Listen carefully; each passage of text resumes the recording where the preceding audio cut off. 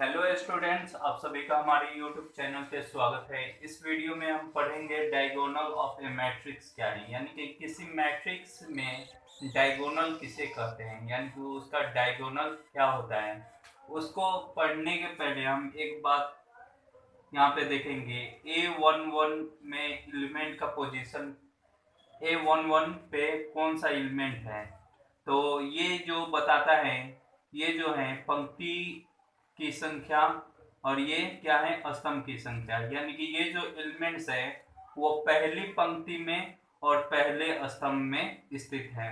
तो पहली पंक्ति ये हुई और पहला स्तंभ ये हुआ, इन दोनों के बीच क्या कॉमन है, तो 2 कॉमन है। वैसे ही हम दूसरा एलिमेंट्स देखें, A22, यानी कि ये जो है ये पंक्ति का पोजीशन बता रहा है, ये क्या बता रहा है, ये स्तंभ का, यानी कि दूसरी पंक्ति में दूसरे स्तंभ में। तो दूसरी पंक्ति ये हुई और दूसरा स्तंभ ये, इन दोनों में क्या कॉमन है, ये 6 कॉमन है।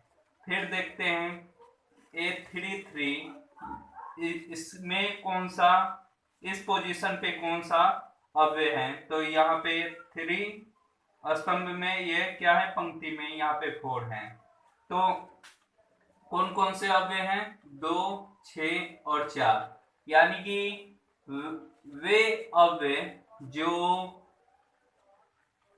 2, 4, 6 के जिस रेखा के अनुदिश से ये अव्यय हैं, यानी कि ये जो अव्यय जिस रेखा के अनुदिश हैं, ये रेखा क्या कहलाएगी, ये रेखा डायगोनल कहलाएगी। क्या कहलाएगी, डायगोनल।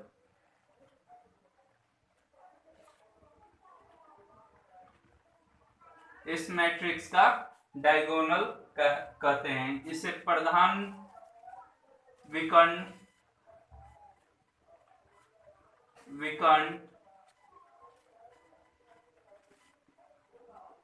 या मुख्य विकर्ण भी कहा जाता है। मुख्य विकर्ण कहा जाता है, विकर्ण कहा जाता है। यानी कि A11, A12, A11, A22, A33 के अव्यय जिस रेखा के अनुदिश रहेंगी वो रेखा वो क्या कहलाएंगी, वो डायगोनल कहलाएंगी, यानी कि प्रधान विकर्ण या मुख्य विकर्ण कहलाएगी। अब आगे देखते हैं कि डायगोनल मैट्रिक्स क्या होता है। तो सबसे पहले हम मान लेते हैं कि ये A जो है ये 4x4 का एक मैट्रिक्स है।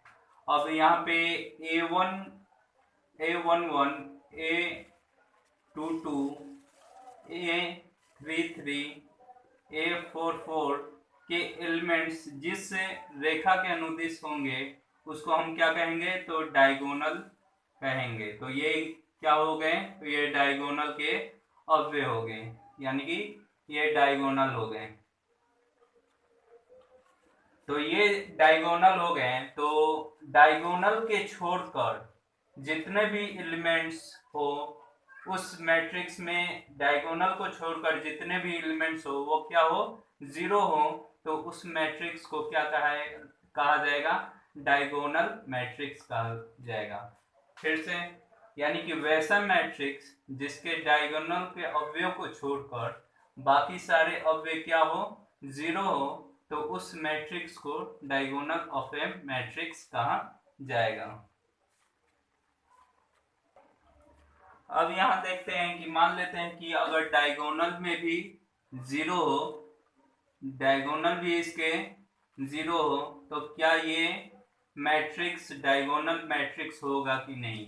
तो डायगोनल भी अगर इसके 0 हो तो ये मैट्रिक्स जो होगा ये डायगोनल मैट्रिक्स कहलाएगा। क्यों, क्योंकि डायगोनल के अतिरिक्त जितने भी एलिमेंट्स हैं उनका 0 होना नेसेसरी है, यानी कि जरूरी है।